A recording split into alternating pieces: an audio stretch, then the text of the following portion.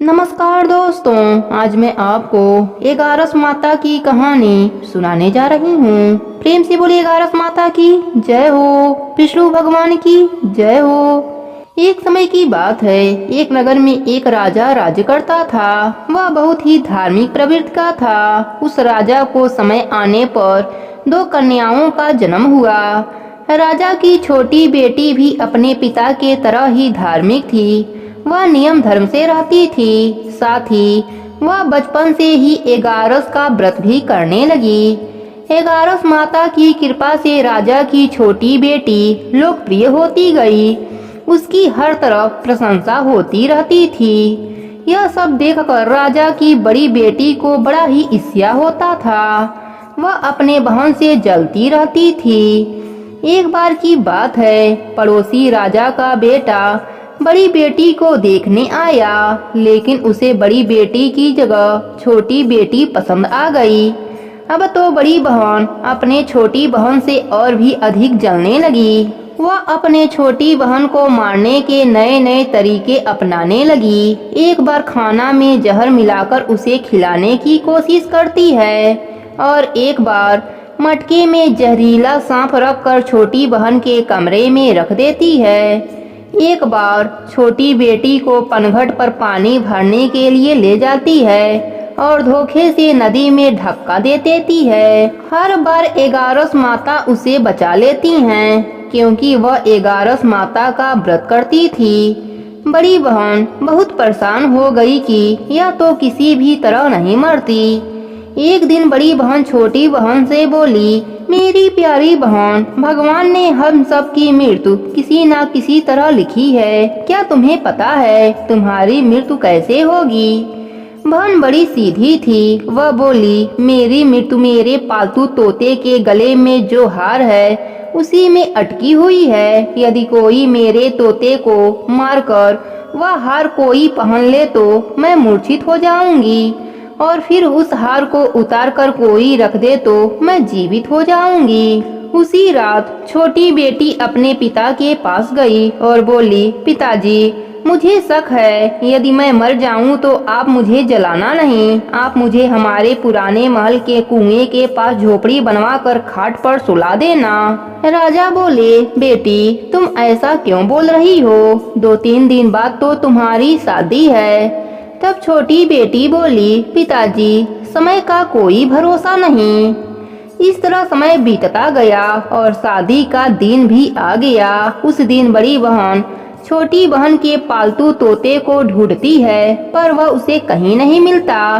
तभी दरवाजे पर बारात आ जाती है। वरमाला का कार्यक्रम संपन्न हो जाता है। फेरों की रस्म शुरू हो जाती है। उधर बड़ी बहन तोते को ढूंढ लेती है और वह उस तोते को मार देती है। इधर छोटी बहन के 3 फेरे राजकुमार के साथ पूरे हो जाते हैं। तभी छोटी बहन मूर्छित होकर गिर जाती है। उधर बड़ी बहन तोते के हार को खुद पहन लेती है। इधर सभी घबरा जाते हैं। सभी बारातियों में हलचल मच जाती है कि राजकुमारी को क्या हुआ। सब डर जाते हैं। तब राजा वैद्य हकीमों को बुलाते हैं। छोटी राजकुमारी को महल में ले जाकर लेटा दिया जाता है। वैद्य हकीम राजा से कहते हैं, राजकुमारी ना मरी हैं ना जीवित हैं। हमने ऐसा पहली बार देखा है। तब राजा उनसे कहते हैं, वहां जाकर बोलना कि राजकुमारी बेहोश हैं, अभी थोड़ी देर में ठीक हो जाएंगी। यदि तुम ऐसा नहीं कहोगे तो मैं तुम्हें फांसी दे दूंगा। बेचारा वैद्य राजा के कहे अनुसार वैसा ही बोलता है। तभी बड़ी बेटी आती है और कहती है, पिताजी, मुझे छोटी बहन के मरने का बहुत दुख है। उससे ज्यादा दुख मुझे आपकी इज्जत का है, जो कि खराब हो जाएगा। आप ऐसा करो कि मेरी शादी राजकुमार के साथ करा दो, तब सब ठीक हो जाएगा। आपका इज्जत भी रह जाएगा। तब राजा को यह बात ठीक लगी और राजा ने छोटी बेटी के कपड़े पहनाकर फेरों में बैठा दिया। पर राजकुमार ने मना कर दिया। कहा, यह मेरी पत्नी नहीं है। मेरी पत्नी जब बोलती है उसके मुख से फूल झड़ते हैं। लेकिन सबने समझा बुझा कर उससे 4 फेरे लगवा दिए। बड़ी राजकुमारी ससुराल आई तो राजकुमार ना तो उनसे बात करते थे, ना उसके हाथ से पानी पीते थे, ना ही उसके हाथ का बनाया हुआ खाना खाते थे।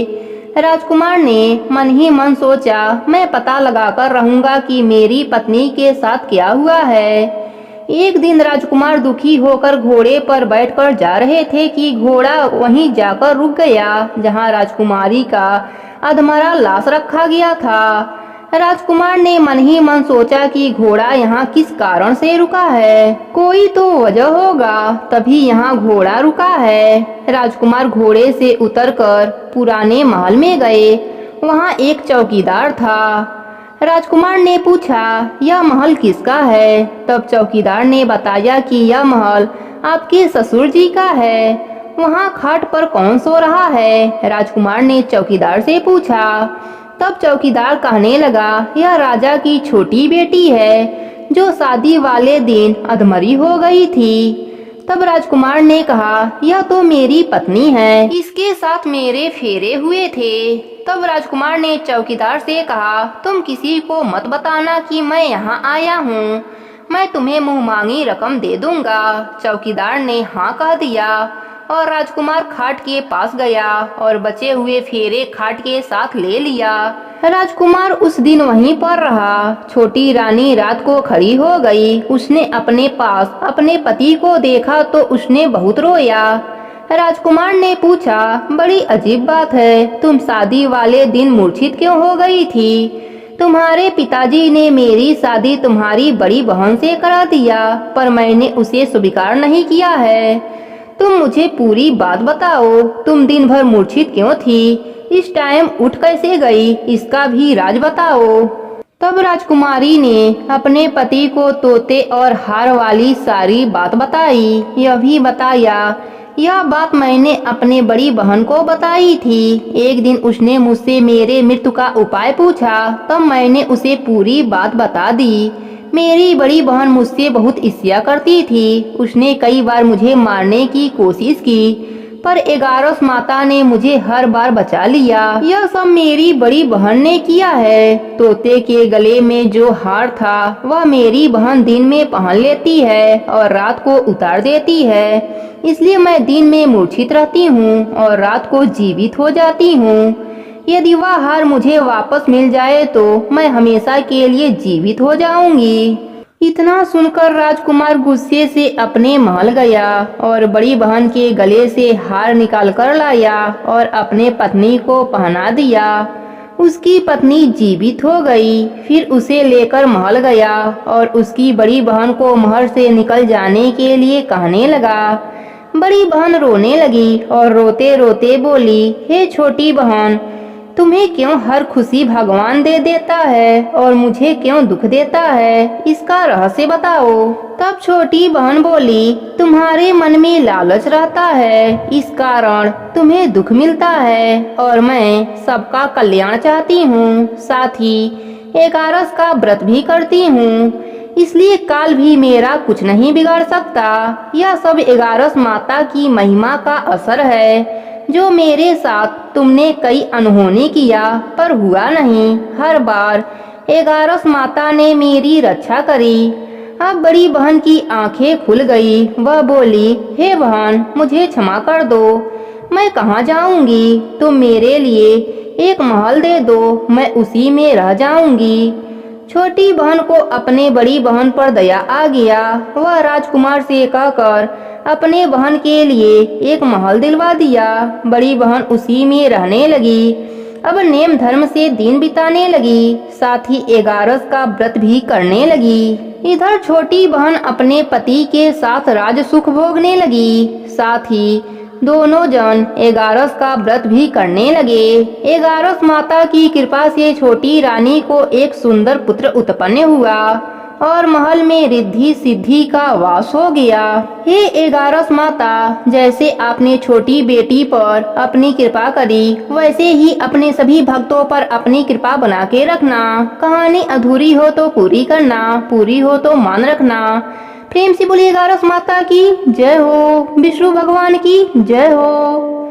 दूसरी कथा के अनुसार एक समय की बात है, एक नगर में एक सेठ रहता था। वह अपने शादी के बाद नए वस्त्र पहनकर अपने पत्नी को लाने पहली बार ससुराल जा रहा था। रास्ते में उसने एक गाय को तालाब की ओर जाते देखा। वह गाय पानी पीने के लिए तालाब में उतर तो गई, लेकिन कीचड़ होने के वजह से वह तालाब से बाहर नहीं निकल पा रही थी। गाय ने उस आदमी को वहां से गुजरते देखा तो उसने उस आदमी से मदद के लिए कहा, लेकिन सेठ ने कहा कि मैं नया वस्त्र पहना हूँ और मैं अपने ससुराल जा रहा हूँ। अगर मैं तुम्हारा मदद करूँगा तो मेरे कपड़े गंदे हो जाएंगे। गाय माता उदास हो गईं और वह कीचड़ में धंसती जा रही थीं। गाय ने उस सेठ को श्राप दे दिया कि अब से 8 पहर बाद तू गधा बन जाएगा। अब वह सेठ डर गया और गाय से अपने भूल के लिए क्षमा मांगने लगा, लेकिन तब तक गाय पूरी तरह पानी में डूब चुकी थी। वह सेठ पछताता हुआ उदास मन से अपने ससुराल पहुंचा। जाते ही उसने अपने पत्नी को ले जाने की रट लगा दी। सभी ने उसे बहुत आग्रह किया कि अभी तो तुम आए हो, कम से कम एक रात यहाँ रुक जाओ, लेकिन वह रुकने के लिए तैयार नहीं था। तब उसकी पत्नी ने कहा कि जब सभी लोग इतना कह रहे हैं तो आप एक दिन के लिए क्यों नहीं रुक जाते। तब उसने अपने पत्नी को गाय की श्राप वाली बात बताई। उसकी पत्नी उसी वक्त अपने मायके से विदा लेकर पति के साथ चल पड़ी। 8 पहर बाद वह आदमी गधा बन गया और पूरा दिन घर में पड़ा रहता। कुछ दिनों के बाद घर में खाने पीने के लाले पड़ गए। तब उसने अपने पत्नी से कहा कि मुझे लेकर बाहर मजदूरी करो। तब उसकी पत्नी उसे लेकर बाहर गई और नगर के राजा के यहाँ मजदूरी का काम करने लगी। उसे वहाँ बोझ उठाते देख लोगों ने कहा कि तुम्हारे पास तो गधा है, फिर तुम बोझ क्यों उठा रही हो। परंतु उसने कोई उत्तर नहीं दिया और अपना काम करती रही। दूर से यह सब राजा भी देख रहा था। उसने भी उसे यही कहा कि तुम्हारे पास गधा है, फिर तुम यह बोझ क्यों उठा रही हो। तब उसने राजा से कहा कि यह गधा नहीं है, यह मेरे पति हैं। उसने गाय के श्राप वाली पूरी बात राजा को बताई। राजा ने अपने नगर में विद्वानों और पंडितों को बुलाकर इसका उपाय पूछा।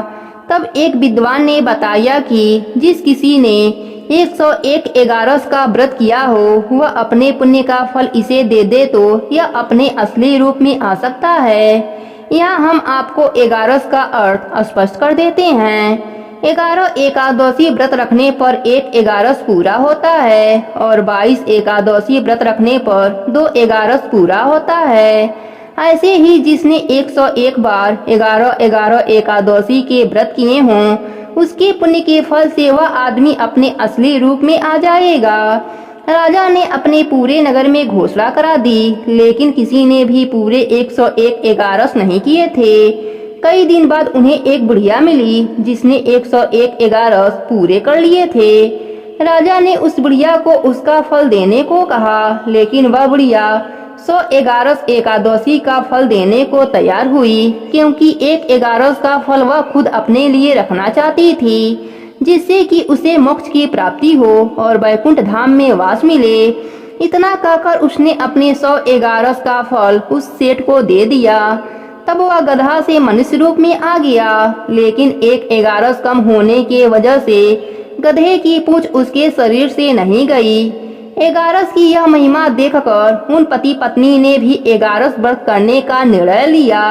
1 एगारस पूरा होते ही सेठ की पूंछ गायब हो गई और एगारस माता की कृपा से उनका घर अन्य धन से भर गया। हे एगारस माता, जैसे आपने सेठ पर अपनी कृपा करी, वैसे ही अपने सभी भक्तों पर अपनी कृपा बना के रखना। प्रेम से बोलिए एगारस माता की जय हो, विष्णु भगवान की जय हो।